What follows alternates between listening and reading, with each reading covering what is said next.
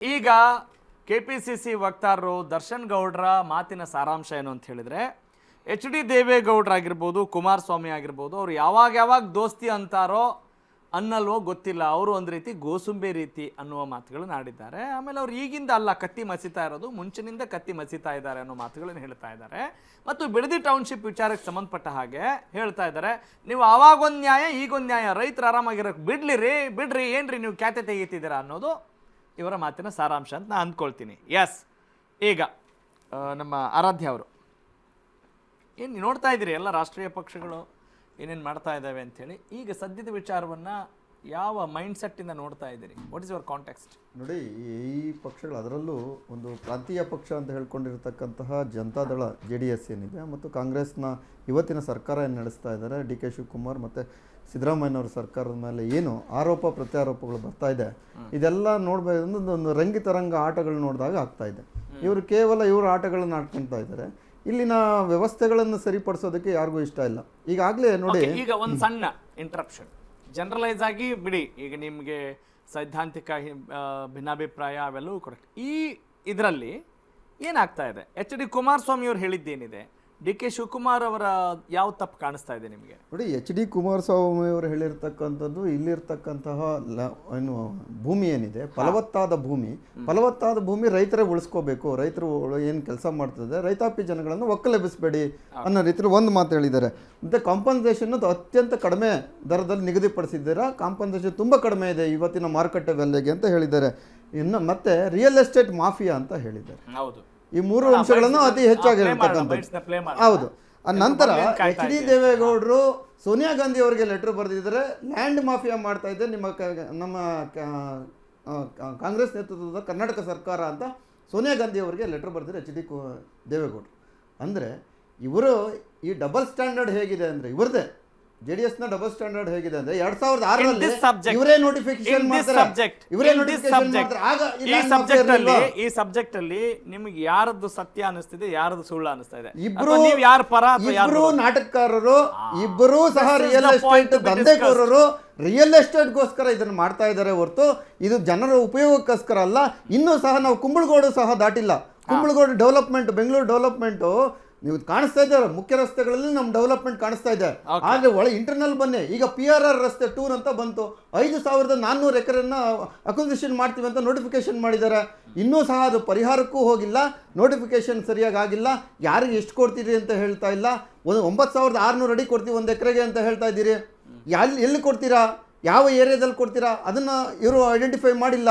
ಎಲ್ಲವೂ ಸಹ ಗೊಂದಲಮಯ ಆಗಿದೆ. ಈಗ ಕೆಂಪೇಗೌಡ ಲೇಔಟ್ ಮಾಡಿದ್ದಾರೆ, ಕೆಂಪೇಗೌಡ ಲೇಔಟಲ್ಲಿ ಈಗಾಗಲೇ ಇರತಕ್ಕಂಥ ಲೇಔಟ್ ಬಿಟ್ಟು ಇನ್ನೂ 2500 ಎಕರೆ ಅಧಿಕವಾಗಿ ತಗೊಳ್ತಾ ಇದ್ದೀರಾ. ಶಿವರಾಮ್ ಕಾರಂತ ಲೇಔಟೆಲ್ಲ ಅಧಿಕವಾಗಿ ತಗೊಳ್ತಾ ಇದ್ದೀರಾ. ಅರ್ಕಾವತಿ ಲೇಔಟನ್ನು ನೀವು ಸರಿಯಾದ ರೀತಿಯಲ್ಲಿ ಹಂಚಿಕೆ ಮಾಡಿಲ್ಲ. ಈ ಲೇಔಟ್ಗಳ ಇನ್ನೂ ಸರಿಯಾಗಿ ಹಂಚಿಕೆ ಮಾಡಿಲ್ಲ. ಮೂಲಭೂತ ಸೌಲಭ್ಯಗಳನ್ನು ಇಲ್ಲೇ ಸಹ ಇವು ಕಲ್ಪಿಸ್ಕೊಡೋದಕ್ಕೆ ನೀವು ಕಷ್ಟ ಆಗ್ತಾ ಇದೆ, ನಿಮ್ಮ ಕೈಲಿ ಆಗ್ತಾ ಇಲ್ಲ. ಸರ್ಕಾರದಲ್ಲಿ ಬೊಕ್ಕಸದಲ್ಲಿ ಹಣ ಇಲ್ಲ.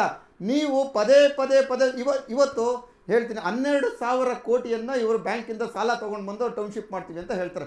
ಬ್ಯಾಂಕಲ್ಲಿ ದುಡ್ಡಿದೆ, ನಾವು ನಿಮಗೆ ಪರಿಹಾರ ಧನ ವಿತರಿಸ್ತೀವಿ ಅಂತ. ಯಾಕೆ ನೀವು ಸಾಲಗಳ ಮೇಲೆ ಸಾಲ ಮಾಡ್ತಾ ಇದ್ದೀರಾ? ಸರ್ಕಾರ ತಟ್ಕೊಳ್ಳುತ್ತಾ? ಕರ್ನಾಟಕ ರಾಜ್ಯ ತಟ್ಕೊಳ್ಳುತ್ತಾ? ನಮ್ಮ ತೆರಿಗೆ ಹಣವನ್ನು ನೀವು ಬಡ್ಡಿ ರೂಪದಲ್ಲಿ ಬೇರೆಯವರಿಗೆ ಕೊಡ್ತಿರಲ್ಲ, ಬೇರೆ ಬ್ಯಾಂಕ್ಗಳಿಗಾಗ್ಲಿ ಬೇರೆ ವಿದೇಶಿ ಬ್ಯಾಂಕ್ಗಳು ಕೊಡ್ತಿರಲ್ಲ, ಇದು ಎಷ್ಟು ಸರಿ? ನಮ್ಮ ತೆರಿಗೆ ಹಣವನ್ನು ನಮಗೆ ಉಪಯೋಗ ಆಗಬೇಕು. ಒಂದು ಶ್ವೇತಪತ್ರ ಹೊಡಿಸಿ, ನಮ್ಮ ಹಣ ಎಷ್ಟಿದೆ, ನಮ್ಮ ಆಯ ಎಷ್ಟು, ವ್ಯಯ ಎಷ್ಟು, ನಾವು ಎಷ್ಟು ಖರ್ಚು ಮಾಡಬೇಕು, ನಮ್ಮ ಟೌನ್ಶಿಪ್ಗಳು ಏನು ಬೇಕು, ಅದರ ಯಾವುದೂ ಸೈಂಟಿಫಿಕ್ ಆಗಿಲ್ಲ. 110 ಹಳ್ಳಿ ಸೇರಿಸ್ಕೊಂಡ್ರು ಬೆಂಗಳೂರಿಗೆ ಹೇಳೋದಾ?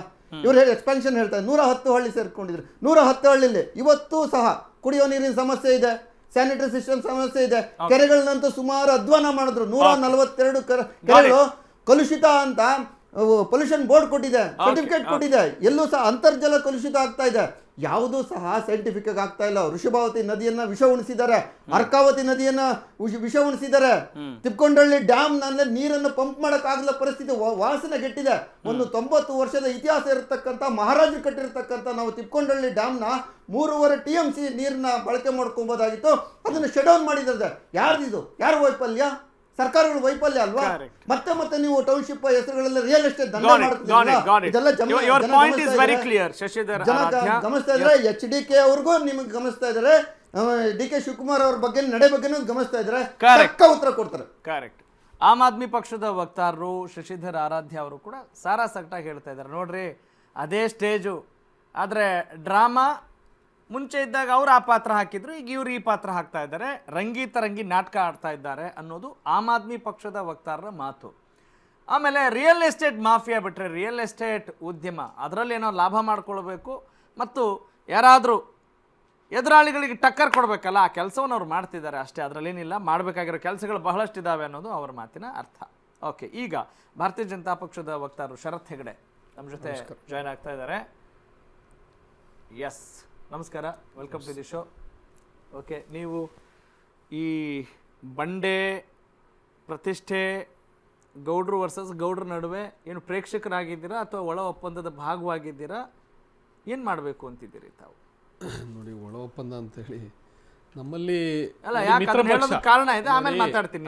ನೋಡಿ, ನಮ್ಮಲ್ಲಿ ಏನೇ ರೈತರಿಗೆ ಸಮಸ್ಯೆ ಆದಂಥ ಸಂದರ್ಭದಲ್ಲಿ, ಮಹಿಳೆಯರಿಗೆ ಸಮಸ್ಯೆ ಆದಂಥ ಸಂದರ್ಭದಲ್ಲಿ, ಸಾಮಾನ್ಯರಿಗೆ ಸಮಸ್ಯೆ ಆದಂಥ ಸಂದರ್ಭದಲ್ಲಿ ನಾವು ಸಹಜವಾಗಿ ಬಿ.ಜೆ.ಪಿ ರೋಡಿಗಿಳಿದು ಧರಣಿ ಮಾಡುವಂಥ ಕೆಲಸ ಈಗ ಸಾಕಷ್ಟು ನೋಡಿ, ನೀವು ಮೂಡ ಹಗರಣ ಆಗಿರ್ಬೋದು, ವಾಲ್ಮೀಕಿ ನಿಗಮದಲ್ಲಾಗಿರ್ತಕ್ಕಂಥ ಇದಾಗಿರ್ಬೋದು, ಪ್ರತಿಯೊಂದಕ್ಕೂ ನಾವು ಈಗ ವಾಲ್ಮೀಕಿ ವಿಭಾಗದಲ್ಲೂ ಸಹಿತ ಆ ನಿಗಮದಲ್ಲಿ ಹಗರಣವನ್ನು ಹೊರಗೆ ತೆಗೆದಿದ್ದೇ ಬಿ.ಜೆ.ಪಿ, ಮೂಡ ಹಗರಣವನ್ನು ಹೊರಗೆ ತೆಗೆದಿದ್ದೇ ಬಿ.ಜೆ.ಪಿ.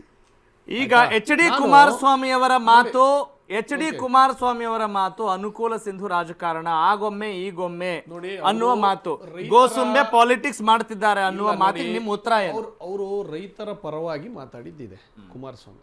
ರೈತರಿಗೆ ಯಾವುದೇ ರೀತಿಯಾಗಿ ಅನ್ಯಾಯ ಆಗಬಾರ್ದು, ಯಾಕೆ ಅಂದ್ರೆ ಈ ದೇಶದ ಬೆನ್ನೆಲುಬು ಆಗಿರ್ಬೋದು, ರಾಜ್ಯದ ಬೆನ್ನೆಲುಬು ರೈತ ಆಗಿರೋದ್ರಿಂದ ಮುಂಚೆ ಕುಮಾರಸ್ವಾಮಿ ಅವರು ಏನು ಹೇಳಿದ್ರು, ಏನು ಮಾಡಿದ್ರು ಅಂತ ಗಮನದಲ್ಲಿ ಇದೆಯಾ?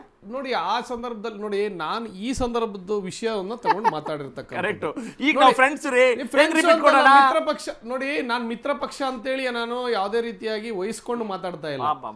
ನಮ್ಮಲ್ಲಿ ಏನಂತಂದ್ರೆ ಅಲ್ಲಿ ನೋಡಿ, ಹಿಂದೆ ಡಿ.ಕೆ. ಶಿವಕುಮಾರ್ ಅವರು ಬೆಂಗಳೂರು ದಕ್ಷಿಣಕ್ಕೆ ರಾಮನಗರವನ್ನ ಸೇರಿಸುವ ಕೆಲಸ ಮಾಡಿದ್ರು. ಏನಕ್ಕೋಸ್ಕರ? ಅದೊಂದು ದೊಡ್ಡ ಲ್ಯಾಂಡ್ ಮಾಫಿಯಾ. ಈಗ ನೀವು ಬಿ ಖಾತಾ, ಎ ಖಾತಾ ಅಂತ ಖಾತಾವನ್ನೇ ಕೊಡ್ತಾ ಇಲ್ಲ, ಅದೇನು ಕಮಿಷನ್ನು ಅಷ್ಟೇ, ಬೇರೆ ಏನೂ ಇಲ್ಲ. ಸಾಮಾನ್ಯ ಜನರಿಗೆ ಸಹಿತ ಇವತ್ತಿನ ದಿವಸ ಗೊತ್ತಾಗಿದೆ, ಸೋಷಿಯಲ್ ಮೀಡಿಯಾದಲ್ಲಿ ದೊಡ್ಡ ಚರ್ಚೆಗೆ ಇವರೇ ಗ್ರಾಸರಾಗಿದ್ದಾರೆ. ಪ್ರತಿಭಟನೆ ಹೋರಾಟ ವಿರೋಧ ಪಕ್ಷ ಮಾಡ್ತಾ ಇದೀವಲ್ಲ, ಜಿಲ್ಲಾ ಕೇಂದ್ರಗಳಲ್ಲಿ ಇವತ್ತಿನ ಸಹಿತ ನಾವು ಹೋರಾಟ ಮಾಡ್ತಾ ಇದೀವಿ. ನೋಡಿ, ಪ್ರತಿಯೊಂದು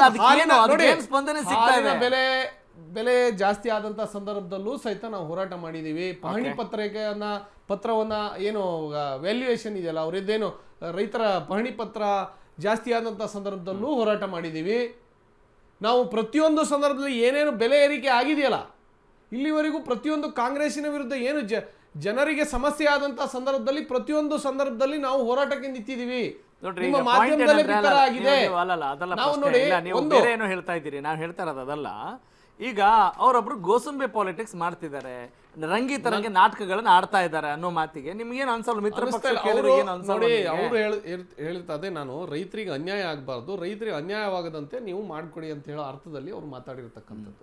ಇಲ್ಲಿ ವೈಯಕ್ತಿಕ ಸಮರ ನಡೀತಾ ಇದೆ ಅನ್ನೋದು ನಿಮ್ಗೆ ಗೊತ್ತಾ? ನೋಡಿ, ನೋಡಿ, ಡಿ.ಕೆ. ಶಿವಕುಮಾರ್ ಅವರು ಹತಾಶರಾಗಿ, ನಾನು ಹೇಳ್ತೀನಿ ಏನಕ್ಕೆ ಅಂತ ಹೇಳ್ತೀನಿ. ಅವರು ಹತಾಶರಾಗಿದ್ದಾರೆ. ಯಾಕೆ ಅಂತ ಹೇಳಿದ್ರೆ ಅಲ್ಲಿ ಕಾಂಗ್ರೆಸ್ಸಿಗರ ಮೂಲ ಕಾಂಗ್ರೆಸ್ಸಿಗೆ ವಲಸಿಗ ದೊಡ್ಡ ಶೀತಲ ಸಮರ ಏರ್ಪಟ್ಟಿದೆ. ಆ ಒಂದು ಸಿಟ್ಟನ್ನು ಇನ್ನೊಂದ್ ಕಡೆ ತೋರಿಸ್ಕೊಳ್ಬೇಕಲ್ಲ, ತೋರ್ಪಡಿಕೆ ಮಾಡ್ಕೊಳ್ಬೇಕಲ್ಲ, ಅದನ್ನ ಇವರು ಕುಮಾರಸ್ವಾಮಿ ಮೇಲೆ ತೋರ್ಪಡಿಕೆ ಮಾಡ್ಕೊಂಡಿದ್ದಾರೆ ಅಷ್ಟೇ. ಇನ್ನೊಂದ್ಸಲ ಹೇಳಿ. ನೋಡಿ, ಮೂಲ ಕಾಂಗ್ರೆಸ್ಸಿಗರ ವಲಸಿಗ ಕಾಂಗ್ರೆಸ್ಸಿಗೆ ಏನು ಭಿನ್ನಾಭಿಪ್ರಾಯ ನಡೀತಾ ಇದೆಯಲ್ಲ, ಕೂರ್ಜಿ ಕಾದಾಟ ನಡೀತಾ ಇದೆಯಲ್ಲ, ಆ ಒಂದು ಬೇಗೆ ಇದೆಯಲ್ಲ, ಅದನ್ನ ಇಲ್ಲಿ ತೋರ್ಪಡಿಕೆ ಮಾಡ್ಕೊಳ್ತಾ ಇದ್ದಾರೆ ವಿನಃ ಇದರಲ್ಲಿ ಯಾವುದೇ ಹುರುಳಿಲ್ಲ. ಸುಮ್ನೆ ರಾಜಕಾರಣ ಮಾಡ್ಲಿಕ್ಕೆ ಇದು ಮಾಡ್ತಾ ಇದ್ದಾರೆ. ಮೂರು ಜನ ಮುಖ್ಯಮಂತ್ರಿಗಳು ಬದಲಾದ್ರಲ್ಲ, ಅವಾಗ ಯಾವ ಮೂಲ ವಲಸಿಗರ ನಡುವೆ ಇತ್ತ ಅಥವಾ ನಮ್ಮಲ್ಲಿ ನೋಡಿ, ಕಾರ್ಯಕರ್ತರ ಪಕ್ಷ, ನಮ್ಮಲ್ಲಿ ಆ ಕಾರ್ಯಕರ್ತರ ಅಭಿಪ್ರಾಯವನ್ನು ತೆಗೆದುಕೊಂಡೇ ಇದು ಮಾಡಿದ್ದಾರೆ ವಿನಃ ಯಾವುದೇ ರೀತಿ ಆ ತರ ನಡೆದಿಲ್ಲ.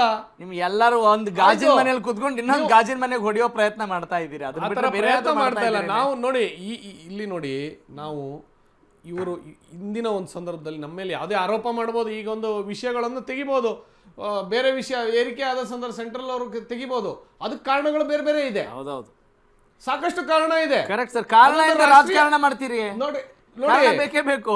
ನಾನು ಅದನ್ನೇ ನಾವು ನೋಡಿ ಇಲ್ಲಿ ಜನರ ಸಮಸ್ಯೆಗಳ ಬಗ್ಗೆ ಕುರಿತಂತೆ ನಾವು ಅವರ ಇದ್ರ ಸುಮ್ನೆ ಸಮಸ್ಯೆ ನೆಪ, ಕುರಿತು ಸುಮ್ನೆ ಮಾತಾಡ್- ಜನರ ನೆಪ ಸಮಸ್ಯೆ ಏನಿಲ್ಲ ಅಂತೀರಿ. ಸ್ವಾಮಿ, ಇಲ್ಲ ಹೇಳಿ. ನಾನು ಸ್ಪಷ್ಟವಾಗಿ ಹೇಳ್ತೇನೆ, ಇಲ್ಲಿವರೆಗೆ ಕಾಂಗ್ರೆಸ್ ಎಷ್ಟು ಸಾಲ ಮಾಡಿದೆ, ಎಷ್ಟು ಇವರು ಅಭಿವೃದ್ಧಿ ಪರವಾಗಿ ಇವರು ಇದ್ದಾರೆ, ರೈತರ ಬಗ್ಗೆ ಏನ್ ಅದ್ರ ಚಿಂತನೆ ಜೊತೆಗೆ- ಮಾಡಿದ್ದಾರೆ, ಮಹಿಳೆಯರ ಅದ್ರ ಬಗ್ಗೆ ಏನ್ ಜೊತೆಗೆ ಚಿಂತನೆ ನಿಮ್ಗೆ ಒಂದು ಮಾಡಿದ್ದಾರೆ, graphics ಹೋಗ್ತಾ ಇದ್ದೀನಿ. ಪ್ರತಿಯೊಂದು ನೋಡಿ ಒಂದ್ ನಿಮಿಷ, ನೀವು ಎಷ್ಟು ಶರತ್ ಬೆಲೆಗಳು ತೆಗೆದು. ಯಾವ್ದು ಏರಿಕೆ ಮಾಡಿದ್ದಾರೆ, ಇಲ್ಲಿವರೆಗೆ ಬೆಲೆ ಏರಿಕೆ ಮಾಡಿದ್ದೆ 80,000 ಕೋಟಿಗೂ ಶರತ್ ಹೆಚ್ಚು ಇದೆ. ಹೆಗಡೆ, ಶರತ್ ಹೆಗಡೆ ಶ್ವೇತಪತ್ರವನ್ನ ಅವ್ರು ಒಂದು ತಿಳ್ಕೊಳ್ಳಿ, ಬಿಡುಗಡೆಗೊಳಿಸ್ಬೇಕಿತ್ತಲ್ಲ. ಯಾವ ಜನಸಾಮಾನ್ಯನು ಕೂಡ ಈ ಸರ್ಕಾರ ಬಂದಿದೆ ಅಂತ ಹೇಳಿ ಸುಭದ್ರವಾಗಿಲ್ಲ, ಆರಾಮಾಗಿಲ್ಲ. SPT ಫಾರ್ ಯೋರ್ ಕೈಂಡ್ ಹಣವನ್ನ ಇನ್ಫಾರ್ಮೇಶನ್, ಹಾಕಿದ್ರು. ಸುಮ್ಮನೆ ನಿಮ್ಮ ರಾಜಕಾರಣಕ್ಕೆ ಏನೋ ಜಗಳ ಮಾಡಬೇಕು ಅನ್ನೋ ಕಾರಣಕ್ಕೆ ಮಾತಾಡಬೇಡಿ. ಸರ್ ನಾನು ನೀವು ಈಗ ಯಾವ್ದು ಬೆಲೆ ಏರಿಕೆ ಬಗ್ಗೆ ಮಾತಾಡಿದ್ರಲ್ಲ, ಈಗ ಆಸ್ತಿಗೆ ಸಂಬಂಧಪಟ್ಟ ಹಾಗೆ ಅಲ್ಲಿ ನೋಡಿ ಯಾರ್ಯಾರ ಆಸ್ತಿ ಎಷ್ಟೆಷ್ಟು ಅಂದ್ರೆ ಡಿ ಕೆ ಶಿವಕುಮಾರ್ ಅವರು 2028ರಲ್ಲಿ ಈಗ ಅನೌನ್ಸ್ ಆಗಬೇಕು, ಗೊತ್ತಿಲ್ಲ. 2008ರಿಂದ 8ರಲ್ಲಿ ಏನು ಡಿಕ್ಲೇರ್ ಮಾಡಿದ್ರೆ 75 ಕೋಟಿ, 2013ರಲ್ಲಿ 251 ಕೋಟಿ, 2018ರಲ್ಲಿ 840 ಕೋಟಿ, 2023ರಲ್ಲಿ 1413 ಕೋಟಿ. ಓಕೆ, ಇದು ಯಾರ್ದು? ಡಿ ಕೆ ಶಿವಕುಮಾರ್ ಅವ್ರದ್ದು. ಇನ್ನೊಂದ್ಸಲ ಪ್ಲೇ ಮಾಡಿ ಅದು. ಈಗ ಎಚ್ ಡಿ ಕುಮಾರಸ್ವಾಮಿ ಅವ್ರದ್ದು